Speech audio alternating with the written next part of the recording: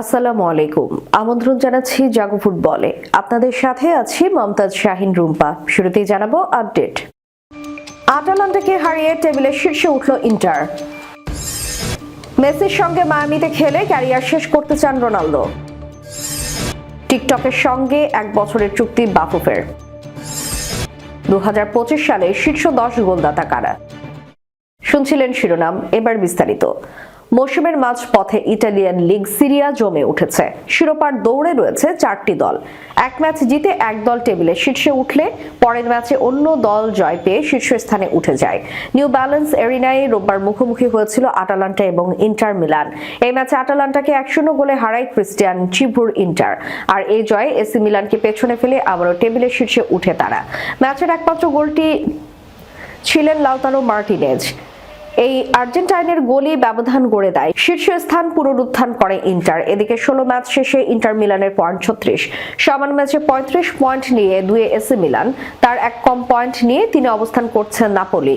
আর 17 ম্যাচে 32 পয়েন্ট নিয়ে 4-এ রয়েছে জুভেন্টাস। এছাড়াও শিরোপার দৌড়ে আছে রোমাও।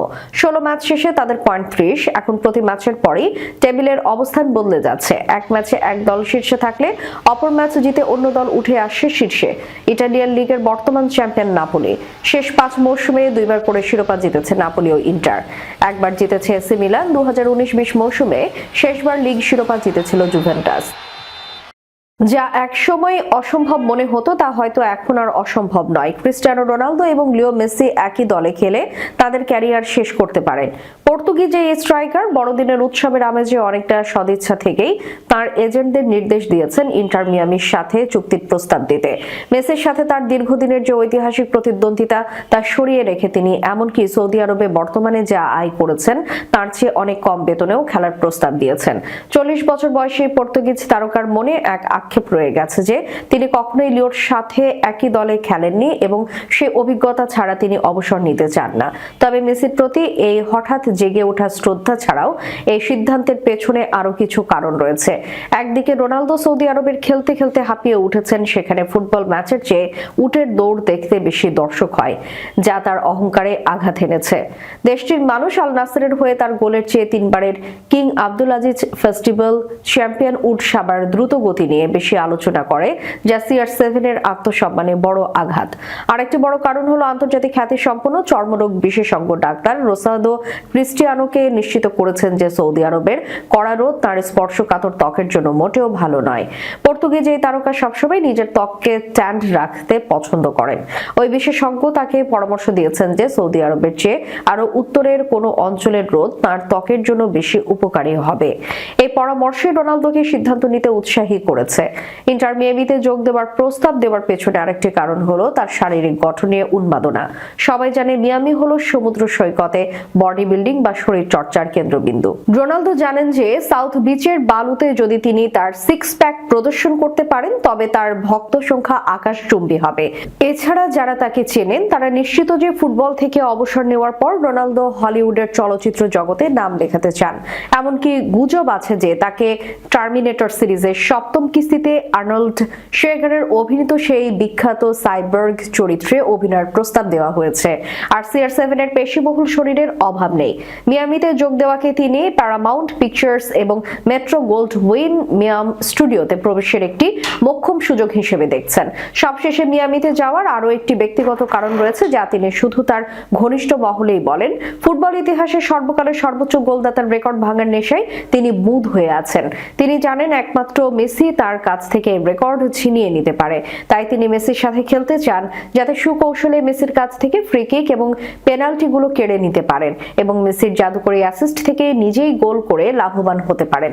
রোনালদোর এই প্রস্তাব শেষ পর্যন্ত চুক্তিতে রূপ নেবে কিনা তা দেখার বিষয়। তবে পর্তুগিজ তারকার একটি সুবিধার জায়গা হলো ইন্টার মায়ামির সহ মালিক ডেভিড বেকহ্যাম। বেকহ্যামের কাছ থেকেই তিনি ম্যানচেস্টার ইউনাইটেডের 7 নম্বর জার্সিটি পেয়েছিলেন এবং মজার ব্যাপার হলো তাদের প্লাস্টিক সার্জনও নাকি এক। আর এটি তাদের মধ্যে একটি শক্তিশালী বন্ধন তৈরি করেছে। বাংলাদেশ ফুটবল ফেডারেশন তাদের ডিজিটাল কার্যক্রমকে আরো গতিশীল করতে জনপ্রিয় শর্ট ভিডিও প্ল্যাটফর্ম টিকটকের সঙ্গে 1 বছরের জন্য অংশীদারিত্বে গেছে। অফিসিয়াল ডিজিটাল এন্টারটেইনমেন্ট পার্টনার হিসেবে এই চুক্তির বিষয়টি আজ এক সংবাদ বিজ্ঞপ্তিতে নিশ্চিত করেছে বাফুফে। বিজ্ঞপ্তিতে জানানো হয়, এই উদ্যোগ বাফুফের ডিজিটাল রূপান্তরের পথে একটি গুরুত্বপূর্ণ ধাপ। এর মাধ্যমে সমর্থকদের সঙ্গে ফুটবলের সংযোগ আরো ঘনিষ্ঠ হবে এবং কন্টেন্ট ক্রিয়েটরদের যুক্ত করে জাতীয় ফুটবল ইকোসিস্টেমকে সমৃদ্ধ করা সম্ভব হবে বলে আশা করছে ফেডারেশন।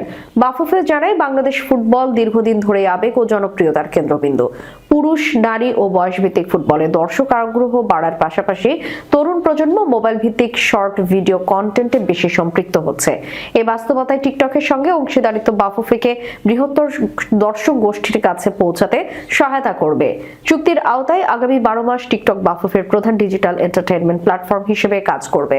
এখানে ম্যাচের হাইলাইটস, খেলোয়াড়দের গল্প, অনুশীলনের নেপথ্য মুহূর্ত, সমর্থকদের প্রতিক্রিয়া এবং ফেডারেশনের বিভিন্ন কার্যক্রমের এক্সক্লুসিভ কন্টেন্ট প্রকাশ করা হবে।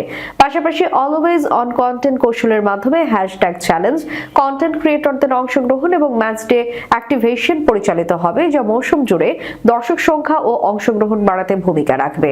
এই বিষয়ে বাফুফের সহ সভাপতি ফাহাদ করিম বলেন, এই অংশীদারিত্ব সমর্থকদের সঙ্গে বাংলাদেশের ফুটবলের বন্ধনকে আরো শক্ত করবে। টিকটকে আমাদের 90 মিনিটের ম্যাচের বাইরেও আবেগ, গল্প ও রোমাঞ্চ তুলে ধরার সুযোগ আছে। দেশের ফুটবল সংস্কৃতি ও সম্পৃক্ততা বাড়াতে এটি একটি তাৎপর্যপূর্ণ পদক্ষেপ। বিদায়ের অপেক্ষায় 2025 সাল। ফুটবল দুনিয়ায় এই বছর দেখা মিলেছে অনেক ঘটন অঘটনের, তবে একটি দৃশ্য প্রায় নিয়মিতই দেখা গেছে, সেটি ছিল এমবাপ্পের ধারাবাহিক গোলের দৃশ্য। দলের পারফরমেন্স ভালো না হলেও রিয়াল মাদ্রিদের হয়ে নিজের পারফরমেন্সের মান পড়তে দেননি এমবাপ্পে। বছর শেষে জাতীয় দল ও ক্লাব মিলিয়ে হয়েছেন সর্বোচ্চ গোলের মালিকও। এমনকি রিয়াল মাদ্রিদের হয়ে 1 বছরে সর্বোচ্চ গোলে ছুঁয়ে ফেলেছেন ক্রিস্টিয়ানো রোনালদোকে। 2013 সালে রিয়ালের জার্সিতে 59 গোল করেছিলেন রোনালদো, যা এবছর ছুঁয়ে ফেলেছেন এমবাপ্পে। 2024 সালের জুলাই রিয়ালে যোগ দেওয়া এমবাপ্পে এবারই প্রথম পুরো একটি পঞ্জিকা বর্ষ কাটাচ্ছেন। 2025 সালে মোট 58 ম্যাচ খেলেছেন তিনি। এমবাপ্পে এবছর 11টি ম্যাচে জোড়া গোল করেছেন, হ্যাট্রিক করেছেন 4টিতে। 59 গোলের 30টি এসেছে 2024-25 মৌসুমের দ্বিতীয়ার্ধে, বাকি 29 গোল চলমান 2025-26 মৌসুমে। এছাড়া এবছর জাতীয় দলের হয়ে এমবাপ্পে করেছেন 7 গোল। আর সব মিলিয়ে বছর জুড়ে এমবাপ্পে করেছেন 67 ম্যাচে 66 গোল। বছরের শীর্ষ 10 গোলদাতার তালিকায় পরের দুটি স্থানে অনুমেয়ভাবেই হ্যারি কেন এবং আর্লিং হাল্যান্ড। বায়ার্ন মিউনিখের হয়ে ম্যাচের পর ম্যাচে গোল করেছেন হ্যারি কেন।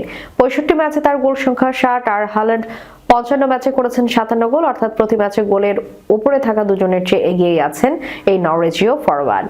তালিকার চতুর্থ স্থানে থাকা নামটি অবশ্য বেশ চমক জাগানো। পুয়ের্তো রিকোর কেভিন হার্নান্দেজ দখল করে আছেন এই স্থান। 37 ম্যাচে 48 গোল করা এই ফুটবলার গোল পড়েও বাকিদের চেয়ে বেশি এগিয়ে আছেন। 27 বছর বয়সী সেন্টার ফরওয়ার্ড গত আগস্ট থেকে খেলছেন পুয়ের্তো রিকো সার্ফে। এর আগে আকদামিয়া কুইনতানায় 18 ম্যাচে করেছিলেন 23 গোল, পরে আরো 19 ম্যাচে যোগ করেন 25 গোল। যথারীতি এই তালিকায় জায়গা ধরে রেখেছেন লিওনেল মেসি এবং ক্রিস্টিয়ানো রোনালদো। গোধূলি বেলায় থাকা সর্বশেষ সেরা 2 ফুটবলার নিজেদের নামের প্রতি সুবিচার করেছেন 2025 সালেও। 5 নম্বরে থাকা মেসি 54 ম্যাচে 0.85 গড়ে করেছেন 46 গোল, আর তালিকার 10 নম্বরে থাকা রোনালদো 40 ম্যাচে 0.9 গড়ে করেছেন 40 গোল। শেষ করার পূর্বে সংবাদ শিরোনামগুলো জানাবো আরো একবার। আটালান্টাকে হারিয়ে টেবিলের শীর্ষে উঠল ইন্টার। মেসির সঙ্গে মায়ামিতে খেলে ক্যারিয়ার শেষ করতে চান রোনালদো। টিকটকের সঙ্গে 1 বছরের চুক্তি বাফুফের। 2025 সালে শীর্ষ 10 গোলদাতা কারা? এতক্ষণ আমাদের সাথে থাকার জন্য ধন্যবাদ। আল্লাহ হাফেজ।